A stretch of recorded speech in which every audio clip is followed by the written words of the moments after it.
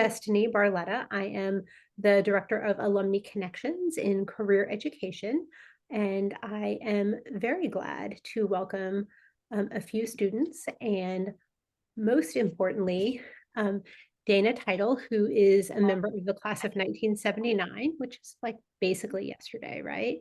Um, she is painter, a feminist painter, and is best known for her work around modern female icons. So images of Barbie, very timely, Wonder Woman, beauty pageant winners. She paints using oil and mixed media on acrylics or canvas, and her figurative work looks at societal trends and influences, especially how they impact women. She's based in Los Angeles, but began after Wellesley in New York, and her work has been shown over the years in galleries and museums and art fairs. She has had shows at Carter Burton, which is a gallery in Chelsea, and exhibitions at museums, including the Carnegie Art Museum, the Long Beach Art Museum, the Oceanside Museum, and the Torrance Art Museum. And her work is featured in poets and artist shows and publications, and is very proudly a part of the Brooklyn Museum's online feminist art base and the Tillman Collection in Chicago. So that is quite a long list of exhibitions and accolades. And we are very glad to have her with us today to share really her story. How has she kind of navigated and forged a career over many years as a working artist and an exhibiting artist, and what advice and thoughts she might have for students who are interested in considering kind of navigating their own pathway in the arts and as working artists. So I will turn it over to you. Okay, so hi, thanks for coming or listening to this tape. Basically, I'm here because I have a bunch of things that I think would be useful for you to know, and it's just my opinion. It's just one, there are many, many paths. This is my knowledge about this path, and also from speaking to young artists I know who are out there right now. So take everything I say with a grain of salt and research it on the internet. But basically what I'm bringing up are things that you need to know about. And I'm going to talk pretty fast because I've only got 40 minutes. And you can just go back, and everything I say you can look up on the internet. These are questions that you're going to be talking to your community and your friends and asking yourself from now to the end of your career. So the first really basic stuff that I want you to think about is where you're going to live. Because in the old days, you had to live really in New York City. Now it's Brooklyn, but Manhattan, wherever, to be at the hub and the center of things. And now with the internet, that's not necessarily the case anymore. So the second question is where your studio is going to be, because you want a well-lit, eco-friendly studio, eco for the world and eco for you. I want to stress just this practical nuts and bolts concept that you read books about how to keep yourself safe and how to keep the planet safe while you're making your art. I mentioned there is a handout that is available for a friend of mine who teaches at Santa Monica College, gave to her students. And there's some listings on that. And one of the things is this book by a woman named Brooks about safe practices in the studio. Okay, now what I want to talk about is the nuts and bolts. So when you graduate, what happens is you have to wear many hats. You have to be your own marketing person, your own salesperson, your own archivist, your own tax keeper. There's just all these things that you may not know yet to think about that I'd like you to start thinking about. Let's start with something very, I'm so sorry about that. So the first thing that I'd like to talk about is just bookkeeping. So if you are lucky enough to have sales, that means that you're going to have to pay taxes on that money. So if you've spent that money, you won't be able to meet that tax bill at the end of the year. So just really practically be a good bookkeeper for yourself. The second thing that you have to do is you have to keep track of everything. So what I have, and you can do it any way you like. You can have a 3-ring binder, you can have an Excel sheet. Everything that you make, I have this Excel sheet. I have the name, the media, the size, how much I'm selling it for, where I've submitted, what curator let it in a show, where it's been shown, who, where it was rejected, and who bought it. And I keep those records, and you have to keep these records of everything you've made so that you have that information, and you're creating a provenance for your art, because a collector might want to know that it was shown at this prominent gallery or that prominent art fair. So keep those records. And then also you want to keep records, because what you're trying to do in your work as you start out as an emerging artist is plant seeds. So you're trying to build community of like-minded people and artists and collectors and have a collector base. So when you meet people, you want to take notes. I don't know if you want to put it in your phone or, again, have a book, but you write down what you guys had in common, what you talked about, because you're going to meet people at art fairs and art openings and in college, and you want to keep track of these people because you're going to, I don't want it to sound manipulative, but you're going to help each other and serve each other as you move forward in your career. So you want to keep track of these people and make notes for yourself. And at this point, I'd also like to say that there are a bunch of women in the art history department at Wellesley that you can avail yourself to if you're not already friends with them. Again, it sounds manipulative, but those women, the ones who aren't there for their MRS degrees, those women are going to go on and they're going to be working in auction houses, they're going to be working in galleries, they're going to be working in museums. If you keep up contact with those people, they can be useful in your career in getting the word out about who you are and what your work is. And this is all on you, because the idea that you can just sit there and do fantastic work and somehow people are going to come to you, or some gallery is going to come to you and your work will be done and all you'll have to do is now be in the studio and never market yourself again, is a complete fantasy that just does not happen. It is all on you. If you're lucky enough to get a gallery, and we'll talk about those paths, that gallery takes, well, let's talk about that now. So there are different ways that you can choose to have a career. And I'd like to separate out the idea of what your dream is and what your passion is, because they're different things. So many of the people that I know, they make a career, sorry, they pay their bills by teaching. And maybe that's not what you want to do. Maybe you want to pay your bills by being an artist. And there are people who do art that just to make a living, but they're doing their art. So you pretty much want to decide whether you want to be an artist who makes a living as an artist or a prestige artist. And what that comes down to is whether you have money, whether you have family wealth, whether you have married well and your spouse is rich, whether you have a patron, because if you don't have those things, you are going to have to make a living. And painting or whatever you're using for your art is expensive. Canvases, brushes, materials, all these things are expensive. So somehow you have to figure this out about how to make a living. So you might say, well, what I'm going to do is I'm going to land this great gallery, but just so you understand how this works, the gallery takes 50% of everything you make. So if you're selling through a gallery, you have to work twice as hard to make the same amount of money because they're taking half of it. And just to explain that gallery concept again, the gallery is giving you for their 50% a stone and mortar place that they're paying lights and they're paying electricity and they're paying rent, and they're offering you this place and also sharing their collector base with you. And then your 50% is that you are expected to market yourself. So we'll talk more about that marketing. But what I'd like to talk about in terms of nuts and bolts is how you can make yourself eligible and credible, legitimate and professional in the eyes of the people you're going to meet, in the eyes of collectors, art consultants, galleries. So as I said, you can go a different route than trying to get a gallery, but that's the route that I know. So that's the route I'm going to talk about. There's all kinds of podcasts online that you can listen to. There's Art and Cocktails is very good. There's another podcast. I'll find it in a minute that I can tell you about that's also listed. So there's things, resources online. There's Art Next Level with Sergio Gomez, where you can, they're ubiquitous, where you can go and learn more about the things that I'm just touching on quickly today. But okay, things you need to do and think about to make yourself eligible and legitimate. The first thing you need is a website. My website is through Other People's Pixels, otherpeoplespixels.com. Lots of people use Foursquare. And what you'll need on your website are excellent photos of your work. You will also need those excellent photos when you submit. And you'll have to learn about matching color from the photograph and your actual work. Probably Adobe Photoshop would be a good thing to learn, or Lightroom. These are both great programs for learning how to photograph your own work, unless you can hire someone to do it.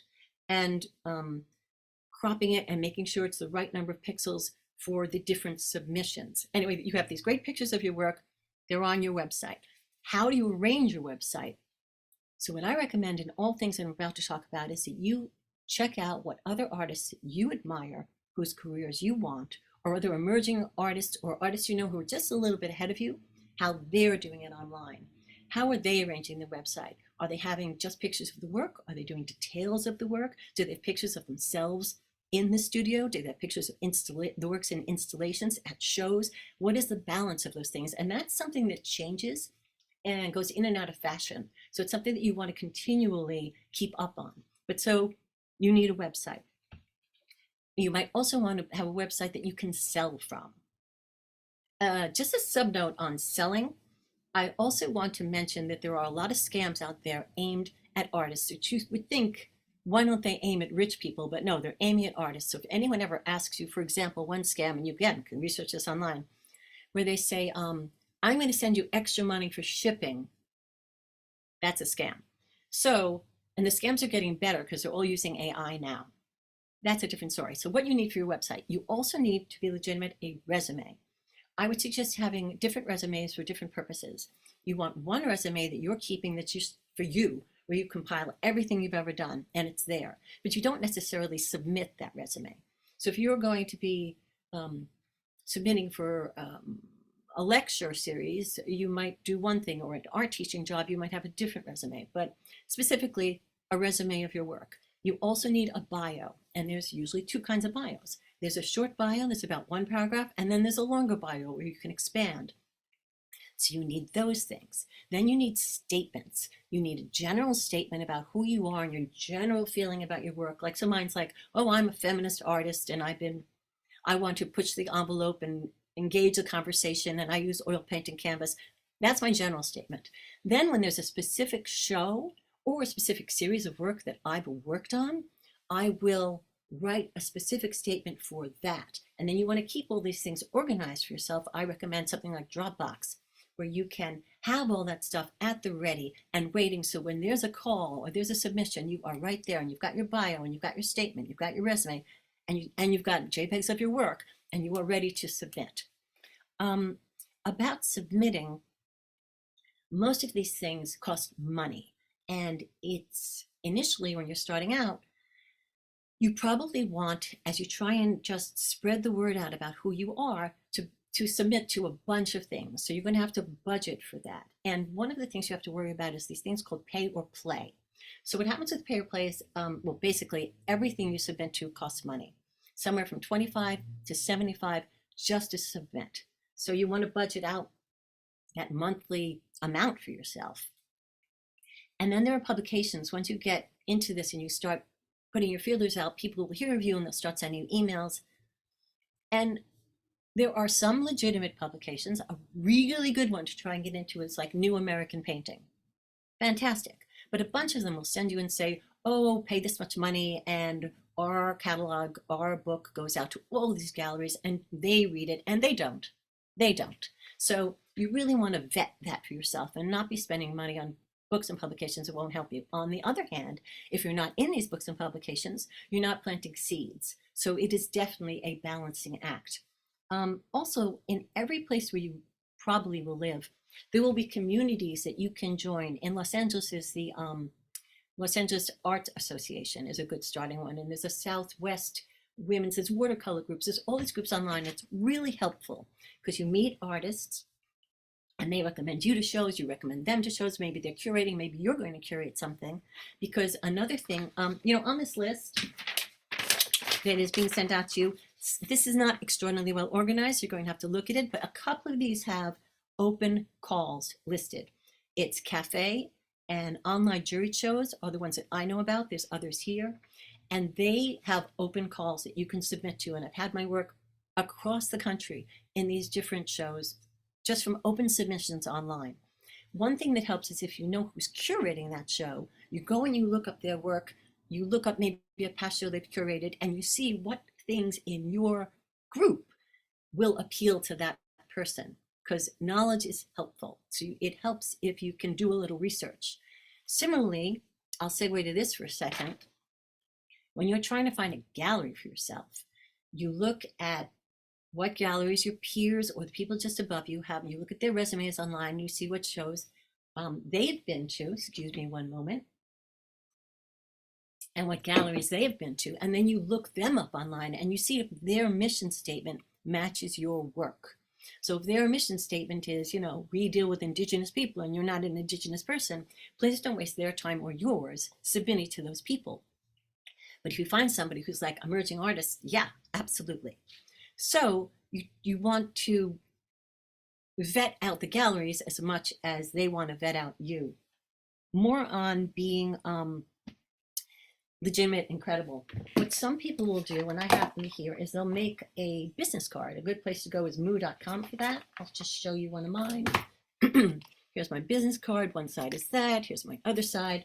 And you'd say, oh, that's pretty old fashioned. But actually, I just heard a story the other day about this gallerist who found a card in her pocket and was reminded of somebody. I also, when I'm selling something, I send a larger card with a little piece of about me and my contacts. For a second, let's talk about contacts. So on your website, you should have a separate email from your personal email and use that email so you have a professional email. Not a bad idea. Another possibility is that you have a separate Google Voice phone number and you send out that phone number. Another thing is that you have a separate card in your phone where you can share the contact. I think this is more iPhone, which is the only phone I know. You can share that contact, and that card will just have what you want to share with strangers and the community you're creating. So it won't have your home address necessarily. It might just have your professional contact information so that they can get in touch with you. So the other thing you really want to have is what's called an elevator speech. An elevator speech is like a 30-second speech so that when you're put on the spot and somebody says to you, well, tell me about your art, you are right there. You have this thing that you've prepared that feels natural, that is the hook. So you don't want to stand there and go, well, I kind of do, no.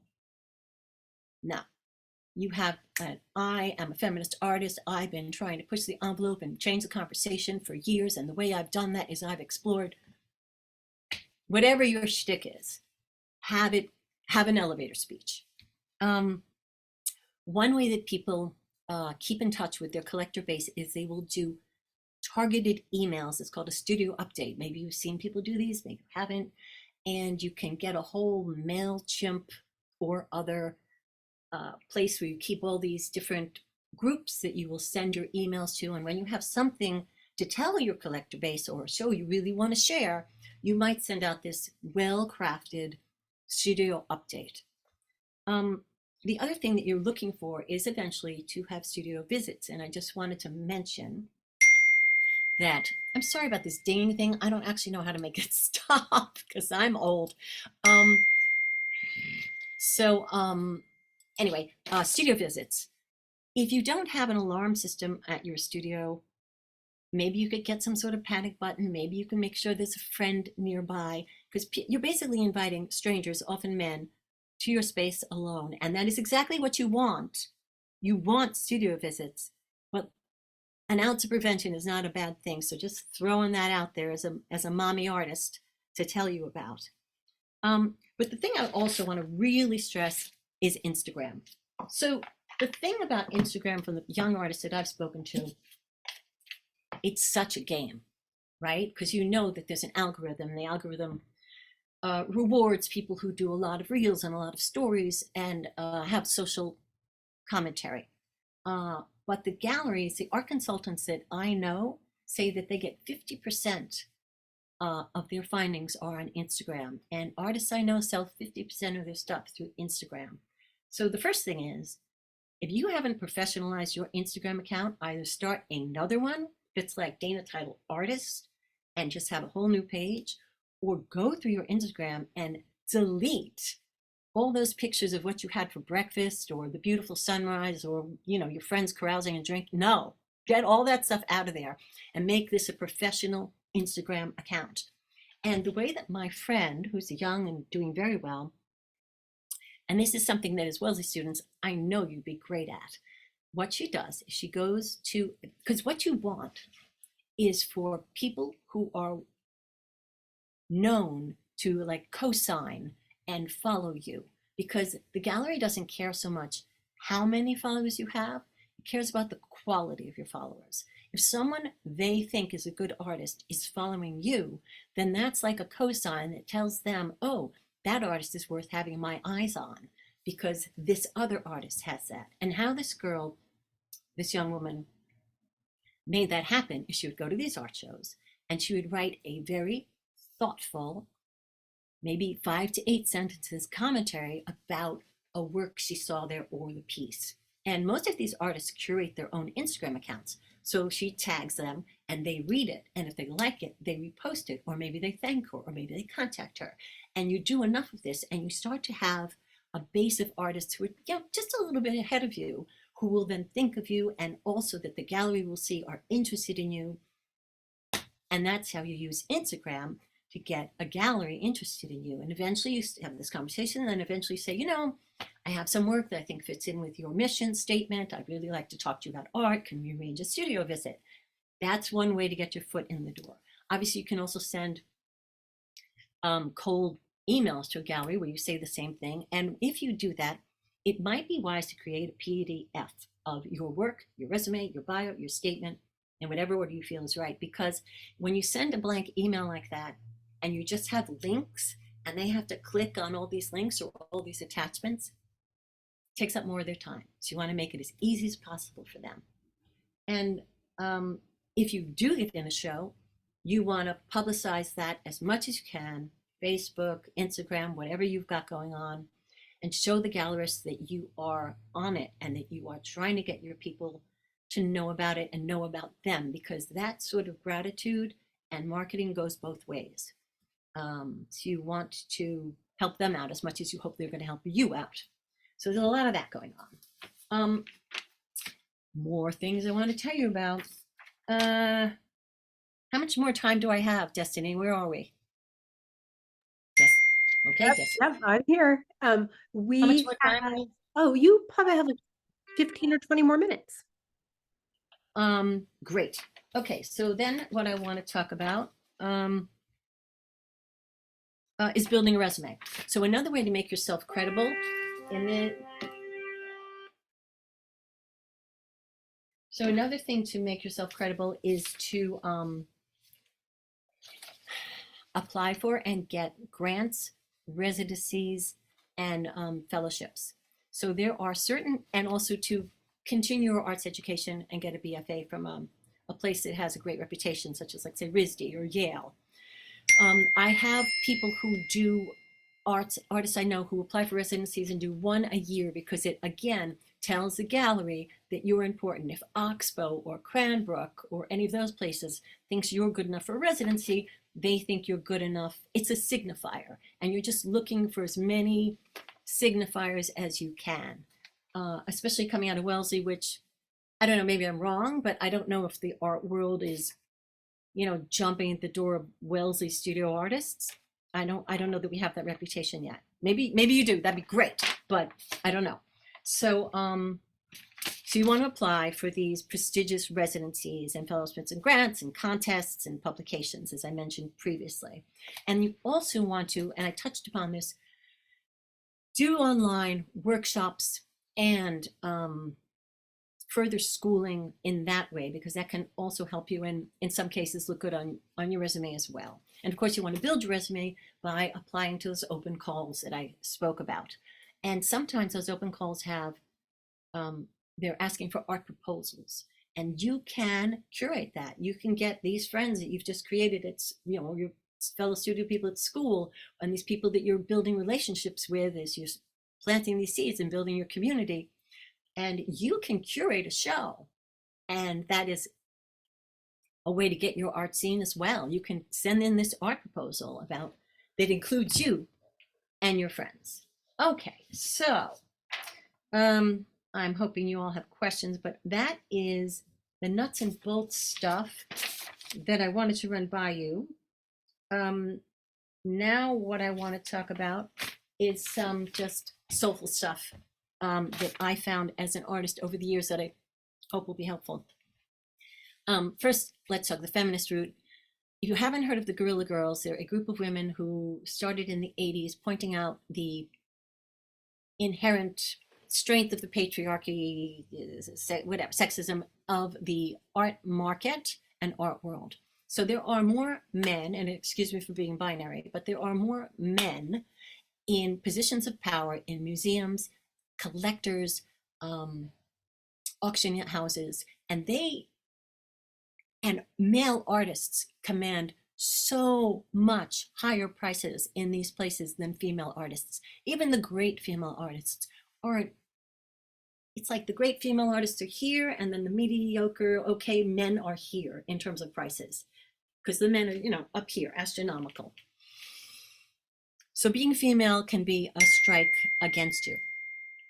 Um, what I'd like to recommend, not about that, next step, what I'd like to recommend is that you journal right now about why you're an artist and why it's important to you, because later, when life happens as it does, you may forget what the original inspiration and passion was. Because again, there's a difference between your dream and your passion. You may dream of being in a prestigious museum and, being the top paid person at an auction house. That could be your dream, but your passion may be to make art. So, like some reasons why people make art, right? So, it could be to reveal yourself. It could be because it brings joy. It could be because it's the only thing that keeps you sane. It could be because there's a community that is underseen that you want to bring to light, or there's something you're angry about and it's cathartic as well as a political statement. It could be that you want to ignite conversation. It could be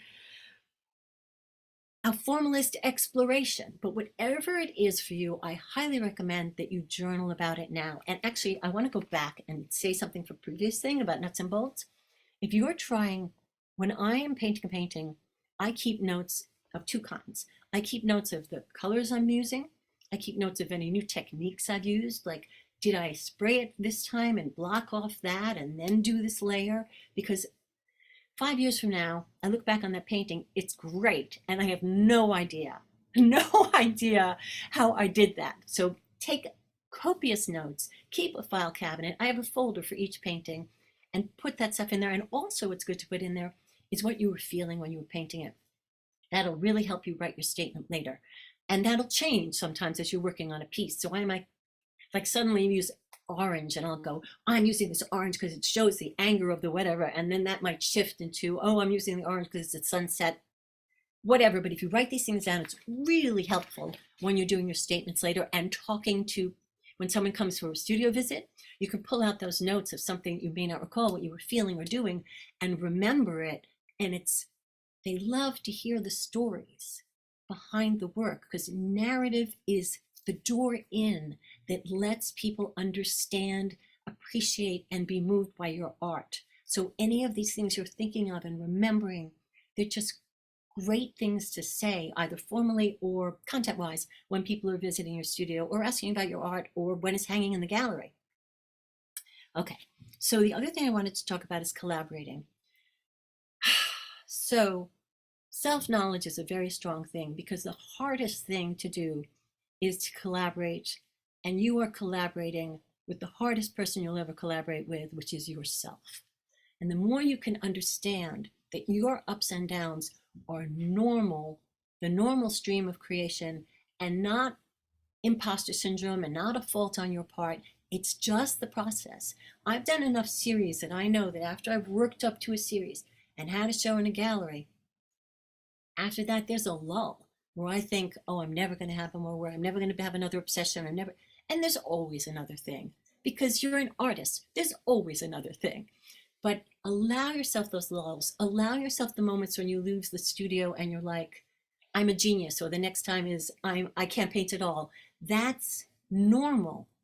And you have to see that person you're collaborating with and go, okay, That's what she's experiencing, but I'm an artist and there is an audience for my art because every pot has a cover and all you need to do is get your work out there and someone out there is going to love it and be moved the way you are. And you'll be doing them a service, selling them and sharing your art with them. So collaboration. Then I think we want to talk again. I think I have talked about this, about defining success, because there is a huge difference between success, being successful, and being happy. Success and happiness are not the same thing. And success as a human being, success in your life, is not the same as being successful in your career as you define it. So write down what you think your goals are as a success, and then write down what you think will make you happy, and try and keep those things separate because they are not the same. There are many, I mean, like Rothko was famous for waiting for the failure that never came, and as we all know, then committing suicide. Success was not happiness for him. So you have to find your happiness outside of the sanity of your work. They're tied, but they're not the same. The other thing is along those lines is to be comfortable with what is called divine discontent, because as an artist, that's where you're going to live. You may never ever be fully content in your work, which is why you can't define your happiness that way, because you live in this state of divine discontent. I also would recommend that you do something else other than your art, that you use your body, that you find a way to a sport, an exercise, is something that you love to do, that you read, and that you stay up with current events so that when people talk to you, you have something to say. That is pretty much everything that I wanted, that I've remembered to say, and I'm open to questions or elaborations. And if something else comes to me, I'll blurt it out.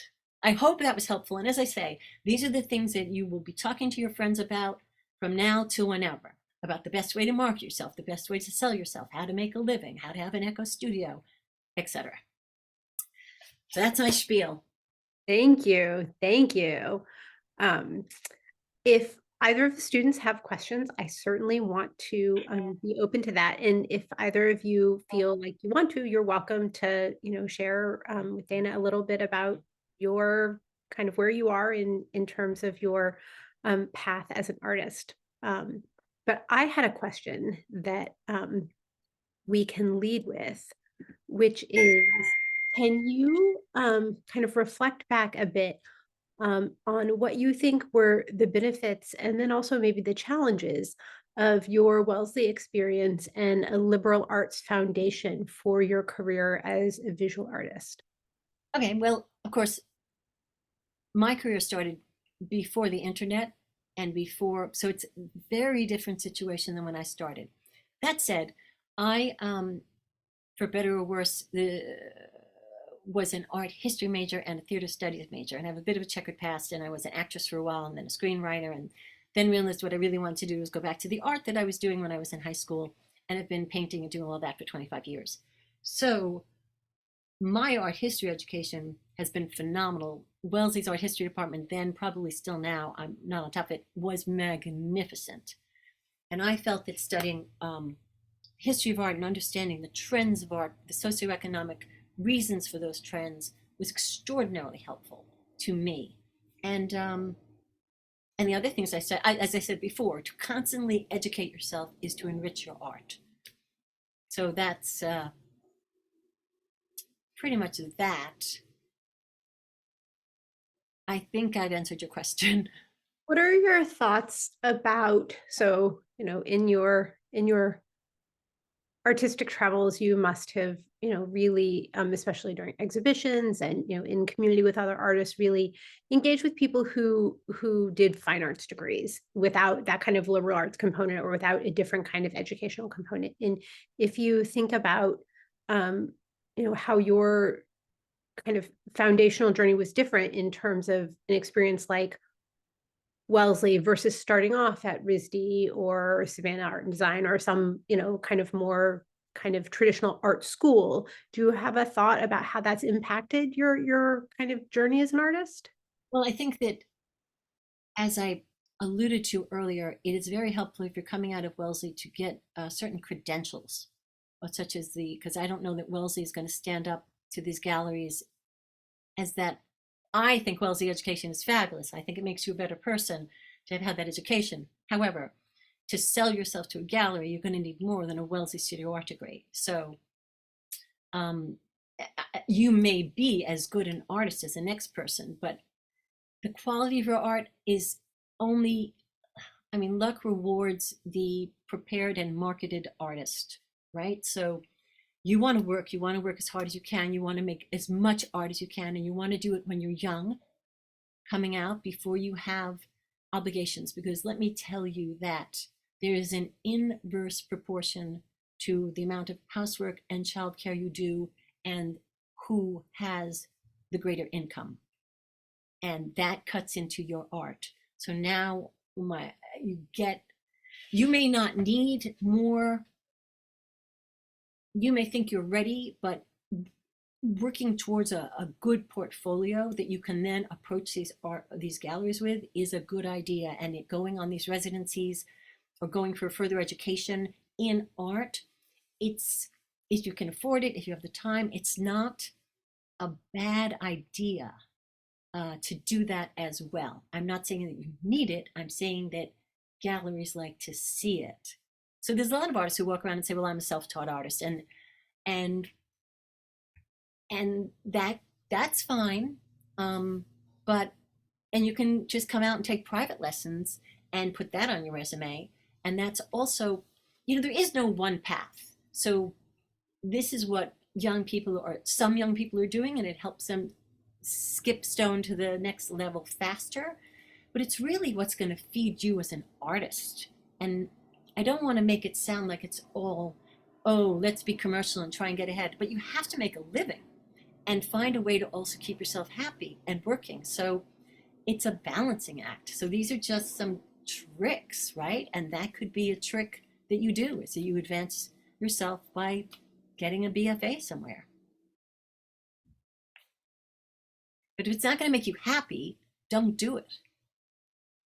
Um, can you share kind of more? So I thought it was really insightful how you talk about this kind of sense of the kind of perpetual discontentment, or maybe discontentment isn't necessarily the right word, but this perpetual sense of questioning, ambiguity, kind of agita almost, that is a part, almost part and parcel with the kind of experience of being an artist.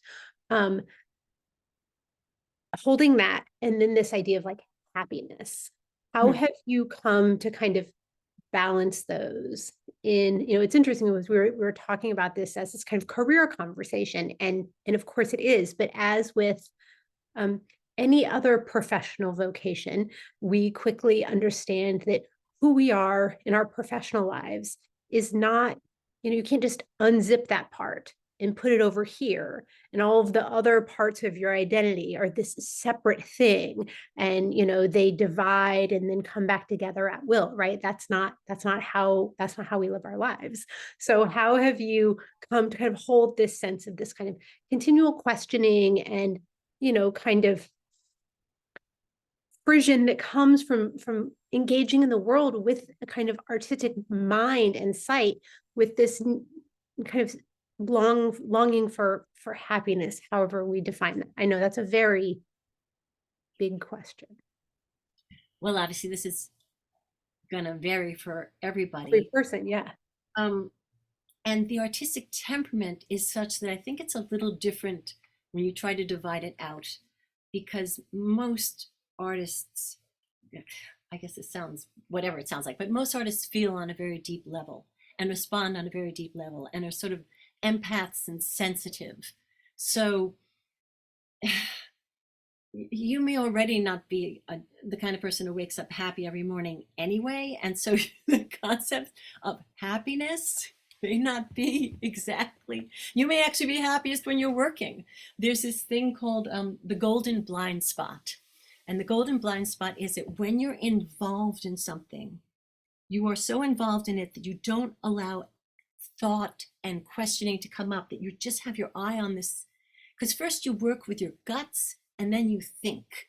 And so there is well, for me, there's a happiness, there's a calming, a lack of anxiety, a joy that comes from just being alone in my studio and creating.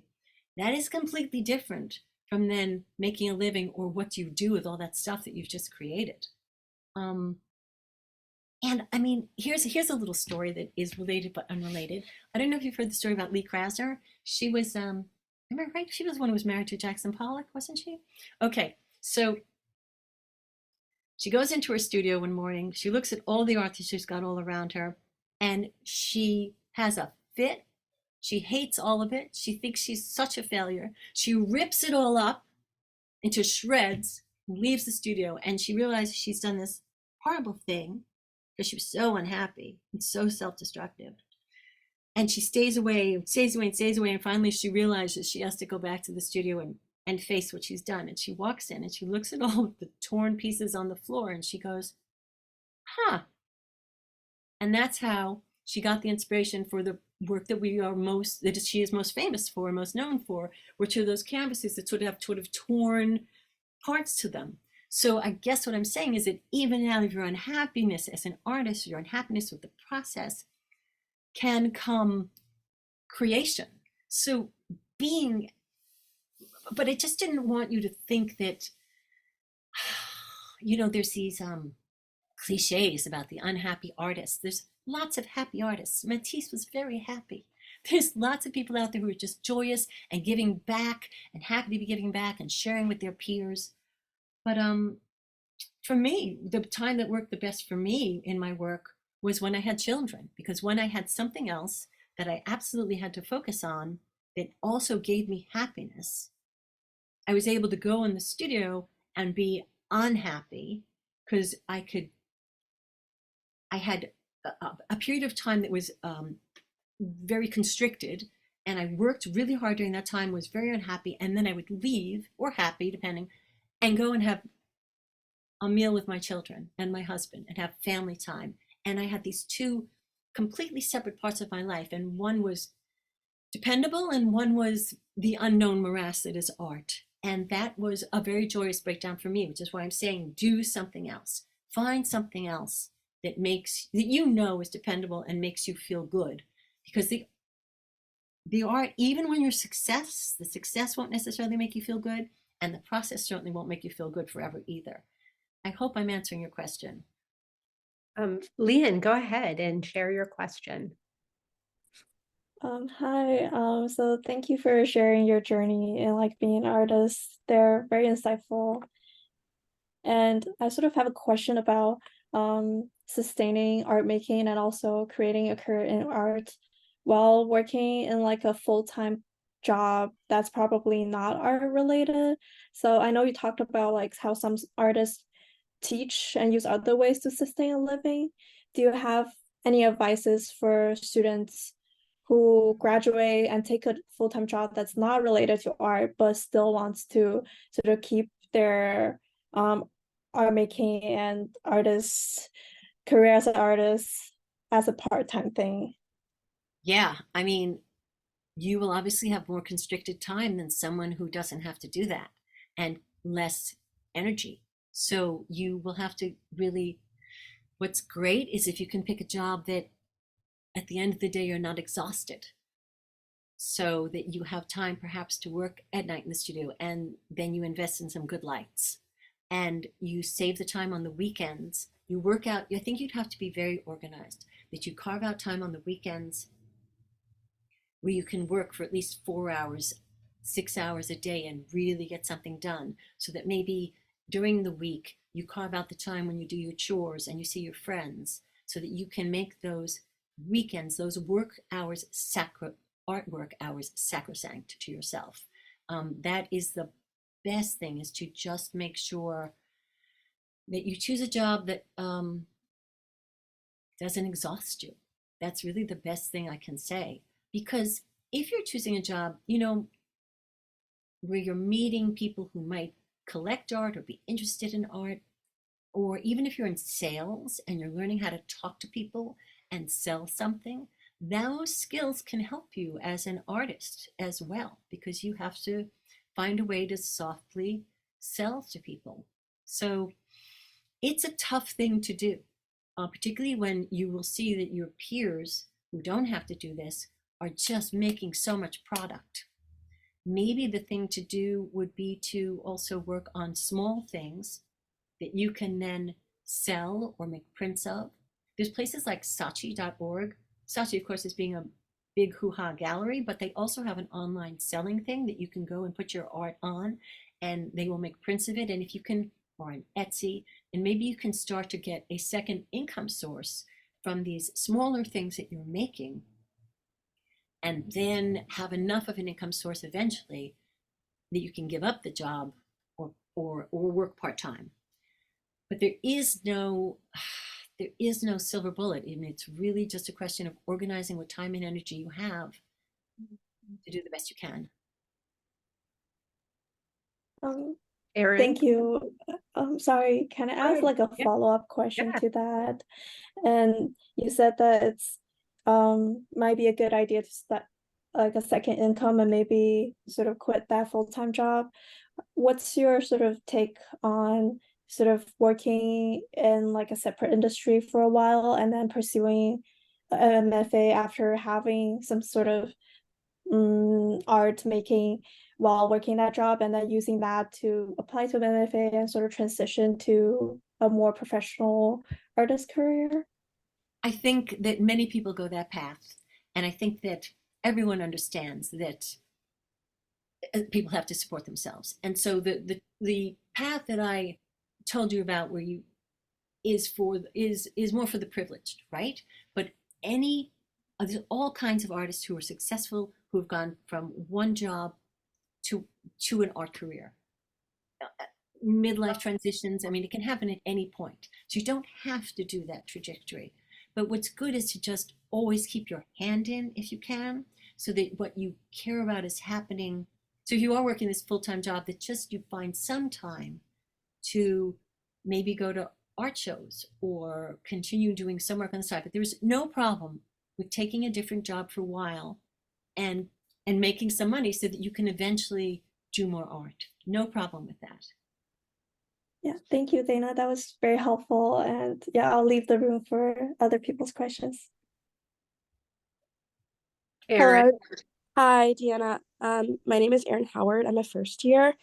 And so I guess my main interest lies in film photography or just like photography as a whole. And since moving to Boston, I've kind of been hoping to connect with the like photography community and just find other like I guess like photography creatives. And I'm wondering if you have advice for doing so. You mentioned going to art shows, um, but I think like it's hard to, I guess, find the information for that. It's different in our day, but like, do you have any advice for finding, um, like our artistic community here in Boston slash in general, just all over the world? Yeah. I am sure that you can find those resources by Googling them. I know that in LA, I'm looking it up now, there is a thing called, there's online app guides that you can use. Here, there's one I think called Seesaw that actually lists all the shows. I'm trying to find, I don't have it. That lists all the shows. So you can just go into your phone, go to the app store and go, you know, photography shows in Boston or whatever area you're in. And there's probably an app just for what you're looking for. And then you can go and go to those shows and work those shows, find out who the artists are, like I was talking about, and then look at their stuff online, follow them on Instagram, write to them, you know, write things about the show and why it was important, tag them, and go that route that I was talking about to try and get some connections in that world. And also the other people who were going to those art shows are probably people just like you, emerging photographers, and maybe you strike up a conversation. The thing about the internet is that it's easier for introverts because you have time to think and, you know, write and do all that. But if you need to bring a friend with you so that you can actually be a little more outgoing at the photography shows, that's a good idea. But I honestly believe that you can find what you're looking for online. The internet is just an amazing source. I am sure you can Google local photography shows, and photography galleries, and art fairs. And then, as I say, you can probably find some apps as well that can guide you. Was that Okay. what you asked? Or did Yeah, I miss? that was perfect. And then I guess like on that note, I have a question about like your creativity and I guess like how you found your style. I joined late. Sorry if you've already covered this, but yeah, how did you find your style and your distinction from like other artists and yeah, such like that? Well, Because I think it's, yeah. yeah. Go ahead. Well, that's a fascinating question, and a question that changes over time, because many artists will hit a style and then grow tired of it and change halfway through, and suddenly they're not representational, they're abstract, or vice versa. I mean, think of Bob Gunton, for example. Anyway, not Bob Gunton, but anyway, it doesn't matter. The point is, the way to find your style is to just do a ton of work. Just keep working. It's not thinking so much as doing an action. So that's how I found my style. I just worked and it emerged naturally. And what's interesting about that is I find that the work that I did when I was 18 and the work that I'm doing when I hit my style weren't dissimilar. So it's not a bad idea to keep a couple of things that were like the first works you ever did, because you will see that the themes that were going on then will haunt you your entire life. Um, but I think you just have to do the work. I don't know if you're working in a darkroom, if you're working with manipulation online with different like Photoshop or whatever, but just keep going and just tell yourself that there's no mistakes. Mistakes are great. I know some artist, Wolf Kahn, who said, I like to go in and make a lot of mistakes right away because the mistakes are springboards to success. So just keep going and don't worry so much about whether you have a style. You do. Just, and it's all right if initially you're like inspired and derivative. That's okay too. Just keep going and you'll find it. It'll find you, because if you're an artist, that's just what happens. So you don't have to think about it or worry about it too much, because it'll come. That's my opinion. Thank you. That was very helpful. I appreciate your responses. Well, thanks. Are there other questions that folks want to kind of throw out there before we wrap up? I'm going to review my notes in the meantime. Good, Daena. I have a question, Daena. um, I think of obviously as an artist, you're a creative person, but you also have to be very disciplined. And you've talked about, going into the studio, and I'm sure that you have very specific days when you work, or maybe you work every day, I don't know, but you work for a certain amount of hours. What do you do when you just feel blocked and or maybe you just don't feel like it that day? You don't feel like doing anything, or you're in there and you're working, but nothing's happening. And it's just, you're just, you're just exhausted and you're starting to get annoyed. How do you get over those feelings and move on? Oh, that's an interesting question. So I do schedule it out. And some of the tricks that I use is that I have clothes that I put on when I'm working in the studio. So it's sort of Pavlovian. I put on those clothes and I go to the studio.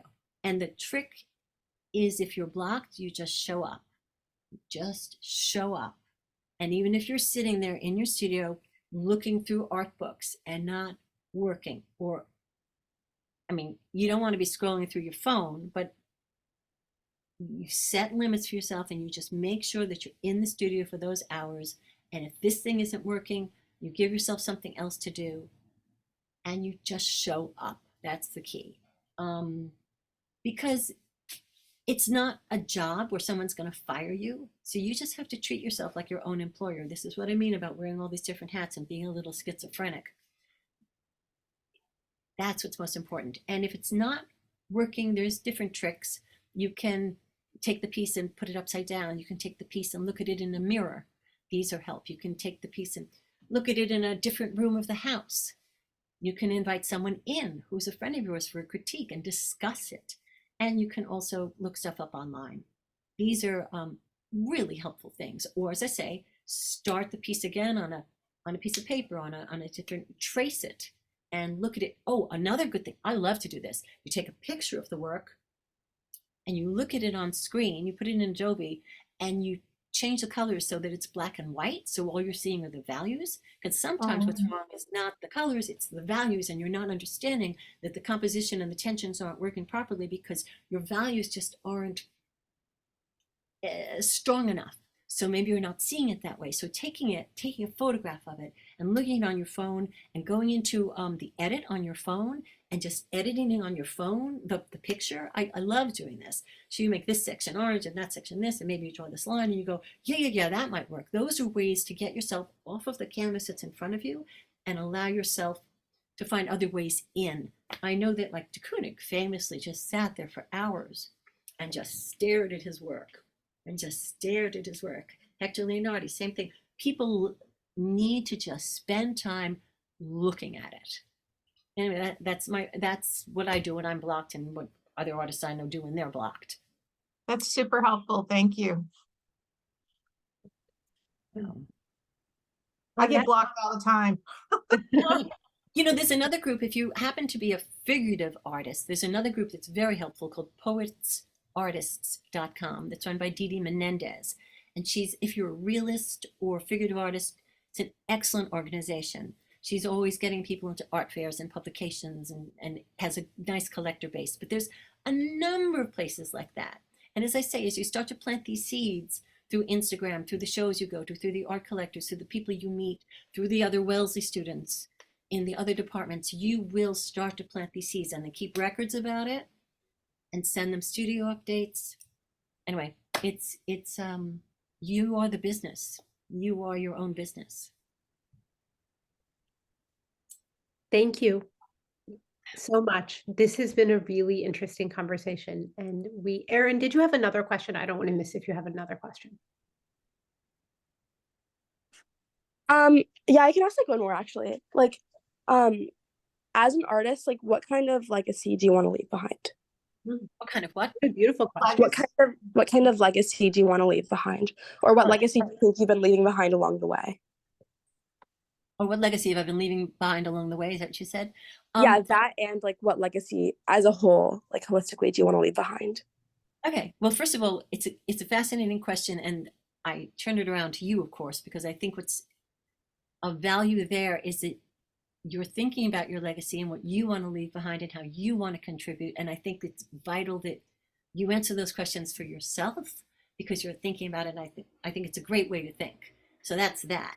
For me, up till this point, I was very happy to have groups of work, several series of work that I felt, well, I think it's been mentioned, I don't know if you were here for this, that I'm consider myself a feminist artist, that changed the conversation and maybe moved the needle a little about women in society and how we think of ourselves and how we are consumed with our image and how society is consumed with our image. And my focus has been there.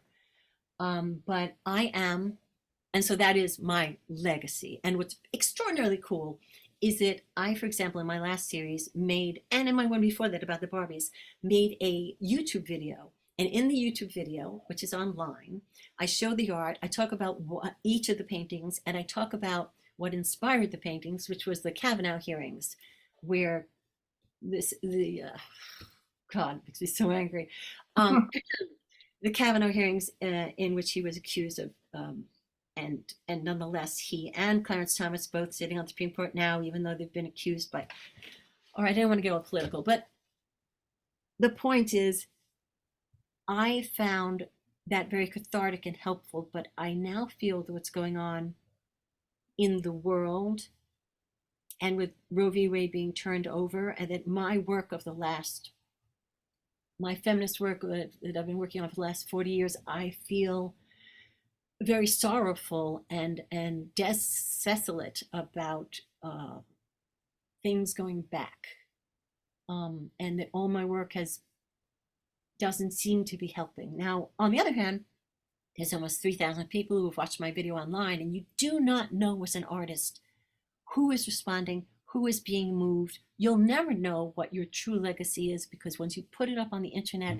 you don't know how many people you're inspiring or shifting or changing. But because of the trends in America right now, I am like, and I do this after almost every series, I'm like, I'm just going to paint dog portraits. I'm just going to paint abstraction. I'm tired of beating my head against this wall. It's not making any difference or any change. And then I become obsessed and end up with another feminist series. But I'm right between things now, and I'm right back in that same place. And I recognize it where I'm like, I'm just going to do abstraction. I just want to create beauty because this world is so awful. Forget about my didactic statements. Am I trying to change the world? Let's just lift and transcend the world. So everybody changes, right? So what do I want my legacy to be now? I'm betwixt and between. It might still be the feminist thing, or it might be, let me just give somebody a transcendent moment of beauty where we forget about the horrors that are happening around us. Maybe. So what I'm trying to tell you is that pick your legacy, write it down now, and then read it in 5, 10, 20 years and see if you haven't changed.